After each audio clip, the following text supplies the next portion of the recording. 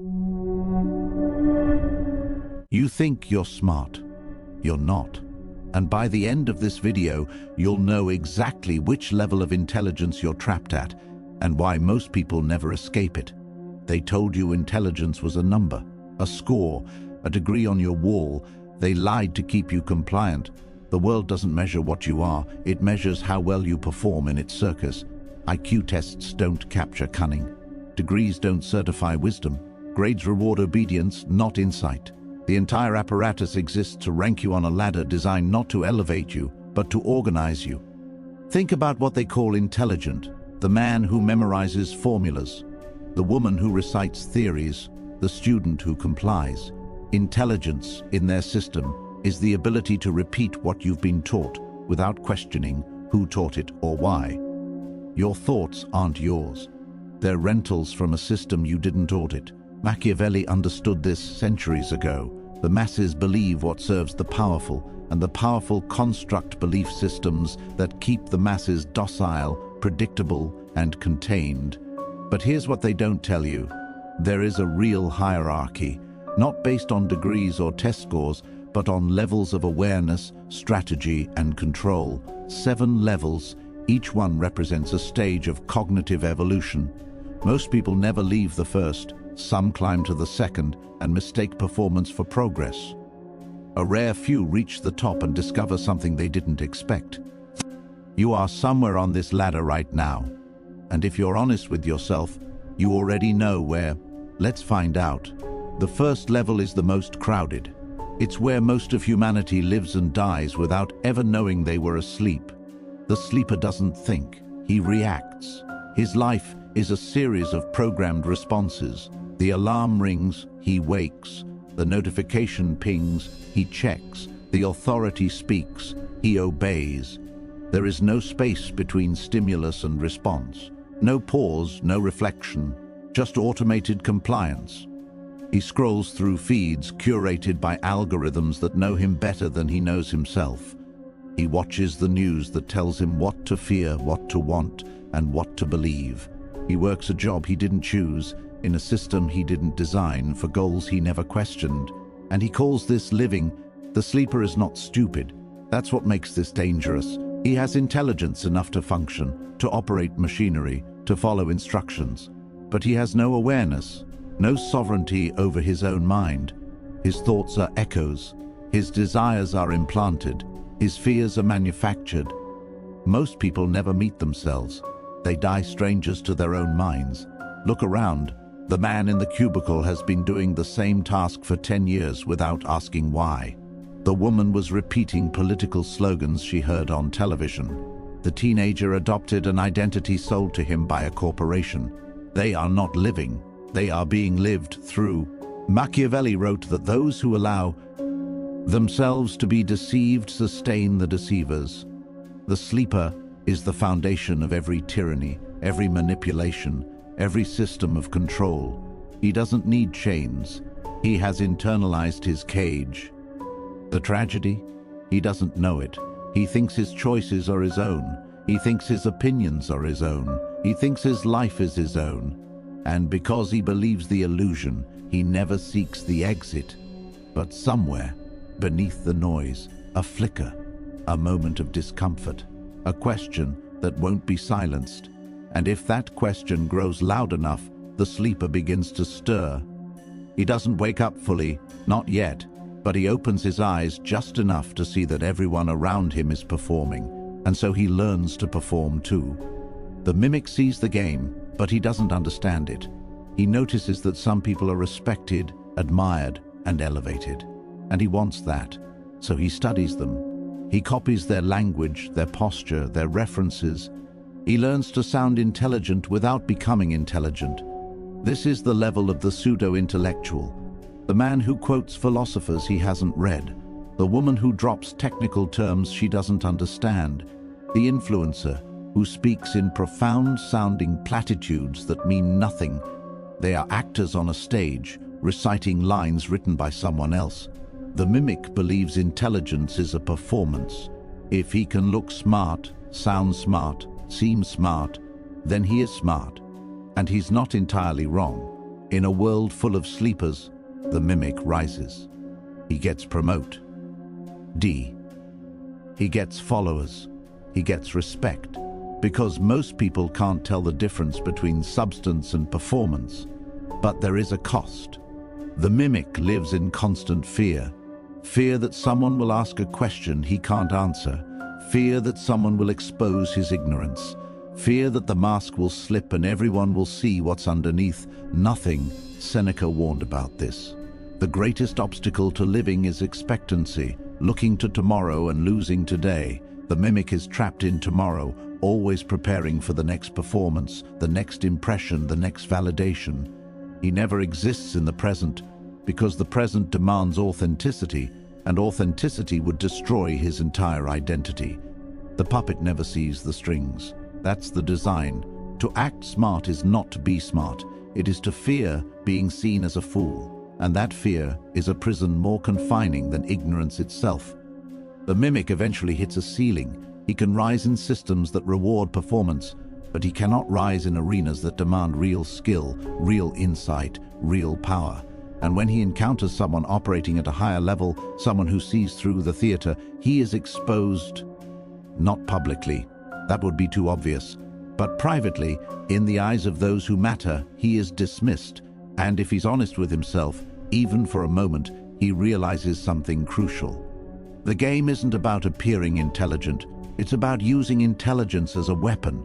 That realization births the calculator, the calcul. Aitor stops performing and starts strategizing. He no longer cares about looking smart. He cares about being effective.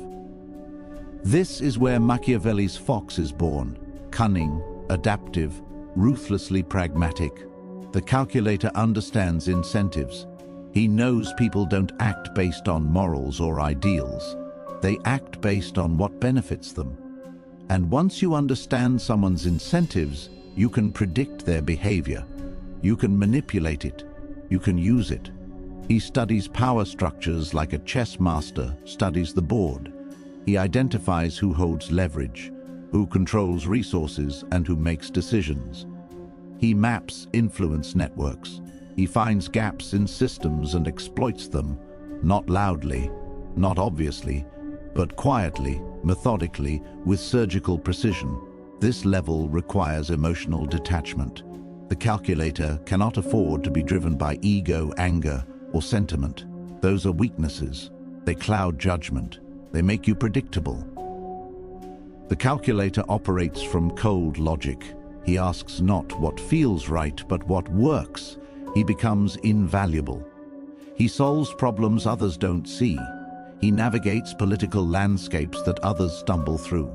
He closes deals, builds alliances, eliminates threats, all while maintaining an appearance of neutrality. He is the advisor behind the throne, the consultant who always has an answer, the operative who gets things done. But there is a shadow side. The calculator becomes paranoid. When you see everyone as a strategic variable, when you understand that loyalty is conditional and trust is temporary, you live in constant vigilance. You assume betrayal because you know you would betray under the right conditions. You trust no one because you know trust is a tool, not a bond. Machiavelli himself lived this. He advised princes on manipulation while knowing he could be manipulated. The fox survives by being clever, but survival is not the same as triumph. The calculator wins battles, but he never rests. He never feels safe, because cunning alone is not enough. Strategy without force is just theory, and theory doesn't command armies, build empires, or make history. For that you need the lion. The operator doesn't hide in the shadows. He walks into the room and every head turns. Not because he demands attention, because he commands it. This is the level of visible power, where intelligence becomes force, where strategy becomes empire. The operator has internalized Machiavelli's most infamous dictum: it is better to be feared than loved. Not because cruelty is desirable, but because fear is reliable. Love is conditional. Fear is constant. When people fear you, they calculate their actions around your presence. You become the gravitational center of their decision-making process. But fear here is not brutality, it's psychological dominance. The operator controls through presence, certainty, and controlled aggression. He doesn't raise his voice. He doesn't threaten overtly, but everyone knows crossing him has consequences. He builds organizations, leads teams, shapes markets. He makes decisions that affect hundreds or thousands of lives. And he does so with clarity, because he has killed the need for consensus. He does not seek approval. He does not wait for permission. He acts and others adjust. This is the level of CEOs, military commanders, and political leaders. People who carry the weight of leadership not as a burden they complain about, but as a responsibility they own. The operator understands that leadership is lonely. It means making choices others won't understand. It means being hated for doing what's necessary. It means standing firm when everyone else wavers. But here's the cost. The operator is visible. His enemies know his name. His victories make him a target. His power makes him vulnerable. He operates in the light, which means he can be seen, studied, and attacked. And no matter how strong the lion, there are always hunters. More than that, the operator is exhausted. Maintaining dominance requires constant energy. Leading requires constant decision-making. Being the lion means you never stop roaring, never stop defending territory, never stop proving your strength. And eventually, the roar gets tired. The operator reaches a point where he realizes something unsettling. He thought he was in control. He thought he commanded the board. But even kings are pawns on a larger board. Someone, somewhere, is pulling strings he can't see. Someone is shaping the narrative he operates within. Nay is setting the rules of the game itself. And that someone is invisible. The puppeteer doesn't command. He influences. He doesn't impose. He suggests. He operates in the space between thought and action, in the realm of narrative, perception, and belief. This is the level of psychological warfare, where power is wielded not through force, but through the manipulation of consciousness itself. The puppeteer understands that control is not about making people obey. It's about making them want to obey. It's about shaping their desires so their choices serve your goals. It's about constructing reality itself so that all roads lead back to you. He uses language like a scalpel. Every word chosen, every frame is deliberate. He doesn't argue. He redefines reality itself. He doesn't convince. He conditions. He plants ideas so subtly that people believe they thought of them independently. He creates movements that appear organic but are choreographed. He builds consensus around outcomes he has predetermined. This is the level of propagandists, media architects, brand strategists, cult leaders. They don't sell products. They sell identities. They don't win arguments. They shape the assumptions that make arguments unnecessary. When you control the narrative, you control reality. The puppeteer is invisible because visibility would shatter his power. If people knew they were being manipulated, the manipulation would fail. So he operates through proxies, through systems, through cultural currents that seem natural but are engineered. He is the voice in the algorithm, the theme in the story. The meme spreads because he designed it to. But this level comes with a unique form of suffering. The puppeteer is surrounded by people, but he is utterly alone. He cannot be honest. He cannot be vulnerable. He cannot connect. Because connection requires authenticity, and authenticity would expose the machinery behind his influence. He knows what everyone believes because he crafted what they believe. He knows what they desire because he implanted that desire. He watches them celebrate choices he made for them, and he feels nothing. Or worse, he feels contempt. Because once you see how easy it is to manipulate consciousness, you lose respect for consciousness itself. The puppeteer lives in a world where everyone is a character in a script he's writing, and he is the only one awake in a theater full of actors. The loneliness is existential, the alienation is total, and yet even the puppeteer is playing a game he didn't design, because above him, beyond him, invisible even to his eyes, are the architects. The architect doesn't manipulate individuals. He designs the systems that manipulate everyone. He doesn't tell you what to think. He builds the structures that determine how you think. This is intelligence at the systemic level, where power is embedded into reality itself. The architect creates ideologies that govern nations, design technologies that rewire behavior, establishes institutions that outlive him by centuries. He doesn't control people. He controls the environment that shapes people. And because the environment is invisible, his power is absolute. Think about the founders of religions. They didn't convince billions of people individually. They created frameworks of meaning that entire civilizations adopted. Think about the architects of social media. They didn't manipulate each user. They built systems that manipulate users automatically, algorithmically, at scale. The architect operates at a level most people can't perceive. When you scroll, he designed the scroll. When you react, he designed the reaction. When you argue about politics, he uses the terms of the argument. You think you're making choices. He designed the menu you're choosing from. This is power that transcends individuals, transcends generations. The architect may be dead, but his systems live on, shaping billions of lives without anyone realizing they're being shaped. He is the code beneath the code, the rule beneath the rule, the invisible hand that guides without touching. But here's the paradox. The architect, for all his godlike influence, is still trapped. He has designed the system, but the system now has momentum. It operates according to its own logic. It produces outcomes he didn't intend. It escapes his control. He created the machine, but the machine doesn't obey him anymore. It obeys itself. And in that realization, something breaks. The architect sees that even systemic control is an illusion. Creating the game doesn't mean you're above the game. That no matter how high you climb, you're still climbing, still striving, still attached. And beyond attachment, beyond control, beyond the entire hierarchy of intelligence and power, there is something else, something quieter, something that doesn't seek to dominate anything or anyone. The void, the seventh level, is not a level. It is the collapse of all levels. The void is the intelligence that has transcended the game entirely, not by winning, by stopping. The man at this level has mastered the ultimate realization.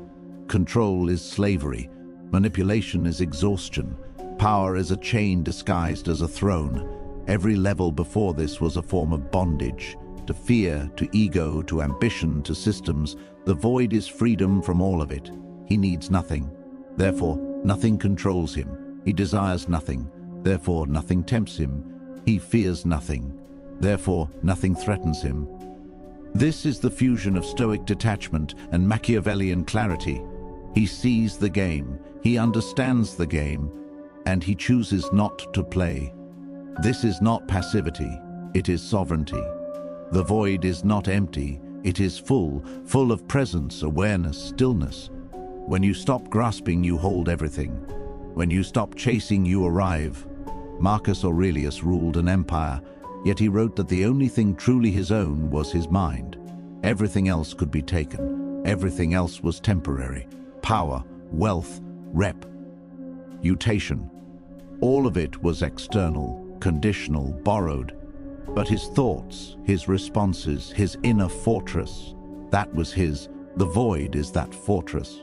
It is the self that remains when everything else is stripped away. It is the intelligence that observes without reacting, understands without needing, and exists without defending. People at this level appear simple.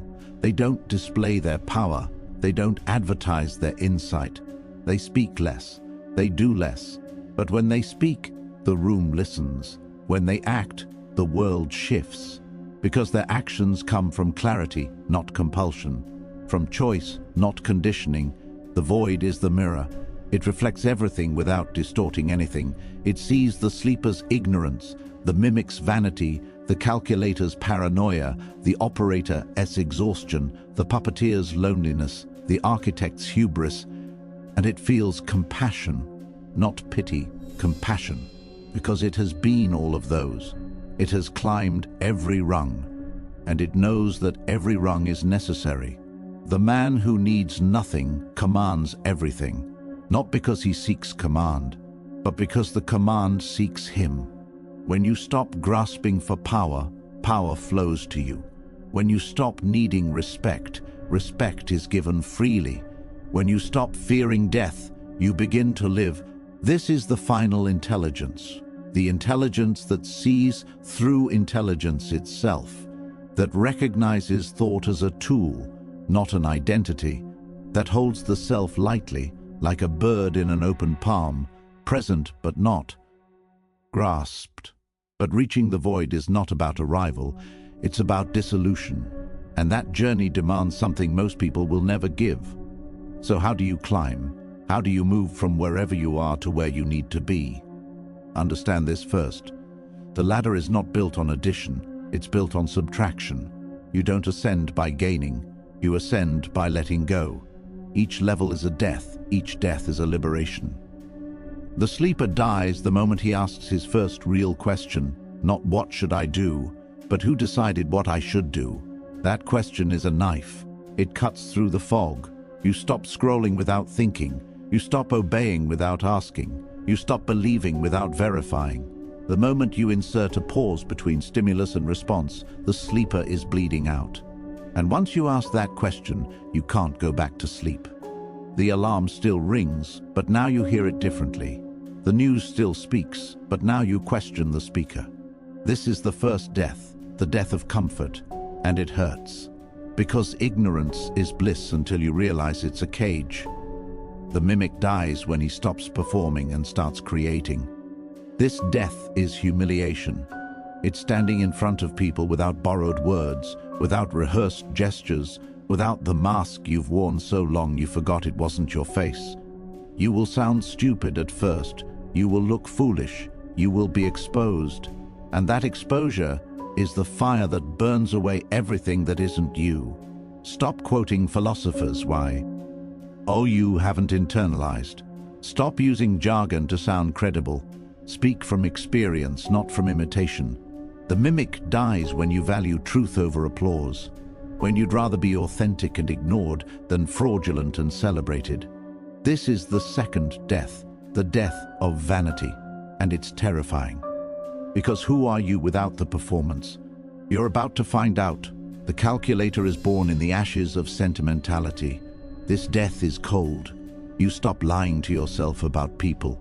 You stop pretending loyalty is permanent, that love is unconditional, and that anyone acts against their own interest. You study behavior, not intentions.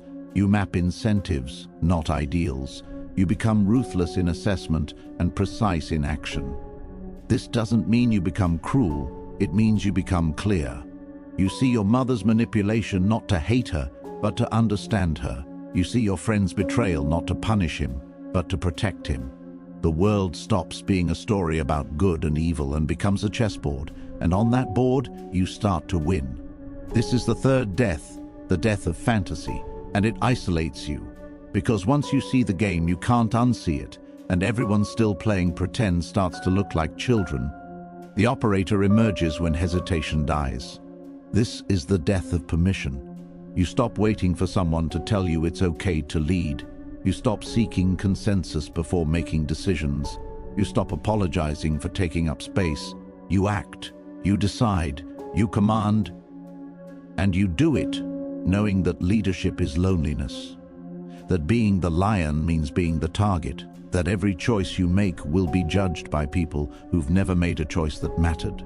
But you do it anyway, because the alternative is to stay a fox, clever but never powerful. The operator owns his throne, even when it's covered in blood. This is the fourth death, the death of approval. And it's heavy, because the crowd will hate you for refusing to be like them, and you'll have to be okay with that. The puppeteer is born when visibility dies. This is the strangest death because it looks like life. You stop taking credit, you stop being seen, you pull strings from the shadows and let others think they're moving on their own. You whisper an idea into the right ear and watch it become a movement. You shape narratives so subtly that people swear they came to their conclusions independently. You become invisible, omnipresent, and utterly alone. Because influence at this level requires you to never be yourself. You are always in the role, always the mask, always the whisper. This is the fifth death, the death of connection. And it hollows you, because even when surrounded by millions you've influenced, you are unknown, and being unknown is a tomb no one escapes from lightly. The architect is born when immediacy dies. You stop thinking in days and start thinking in decades. You stop building businesses and start building systems. You stop influencing people and start designing the environments that shape them. You plant seeds you'll never see bloom. You write code that will run long after you're gone. You establish rules that generations will follow without knowing you made them. This is power beyond power, but it comes at a cost. You realize you're building a machine you can't control. You realize your creation has escaped you. You realize that even gods are subject to their own laws. This is the sixth death, the death of control, and it's the beginning of wisdom. Because control was always an illusion, the void opens when the climber dies. This is the final death, the death of striving itself. You stop climbing, not because you've reached the top, but because you've realized the top and bottom are the same. You release the need to ascend.